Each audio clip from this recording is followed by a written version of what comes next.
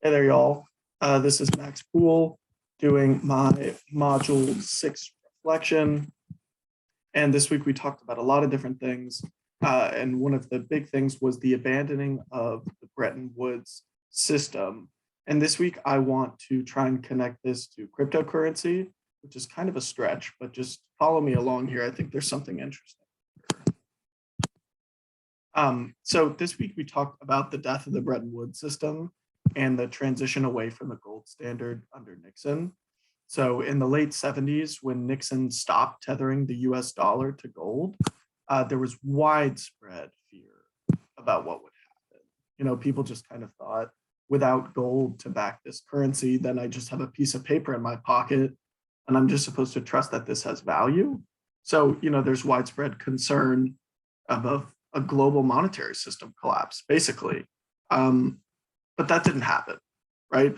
That didn't happen. And largely the dollar has been stable and arguably responsible for a lot of global economic growth since then. And we can say why. Like why, when it loses the gold, does it continue to have value? Confidence. People are confident that when this dollar is backed by the US government, if the US government says this $20 bill has value, people trust, you know, that value has, that paper has value now, and that will continue to have value in the future.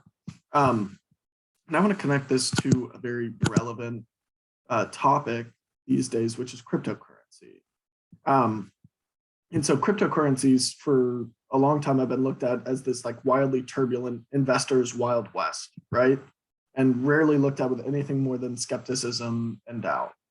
However, now, and especially following the pandemic, we're seeing cryptocurrencies as a more likely fixture of the modern monetary system. Colorado will accept state income taxes in Bitcoin. Professional athletes are taking salaries in crypto.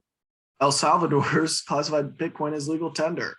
You know, the signs are everywhere that this idea that at one point was kind of fringe is becoming at least more accepted as a part of our future. But how does this relate to the gold standard?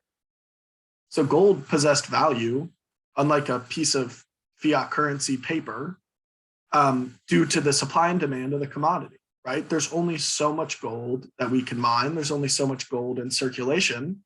And therefore, a price and supply level is derived on the gold market. We want to think about it in economic terms. Bitcoin, similarly, has a fixed amount in circulation. There will only ever be 21 million Bitcoins ever minted. And people use supercomputers to mine for these Bitcoins.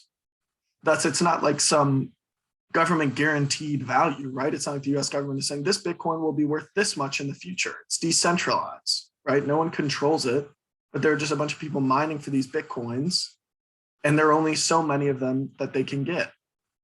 So Bitcoin and gold both derive their value from scarcity, in contrast with the untethered dollar fiat currency. I think a point of interest here is central government's relationship with these cryptocurrencies. Some have embraced them, some have banned them, and all states are worried about how to regulate them. I think something to think about on another day is how these cryptocurrencies might usurp the role of a central bank. You know, we make transactions using dollars and currencies that require trust in the central bank as an arbiter of the exchange of money between parties. With new cryptocurrencies like Ethereum, they have the potential, they're not going to for sure, but they have the potential to make central banks obsolete with their use of a decentralized blockchain and smart contracts that basically remove the necessary trust in these third parties, which in this case is the central bank. And this is something that some banks see.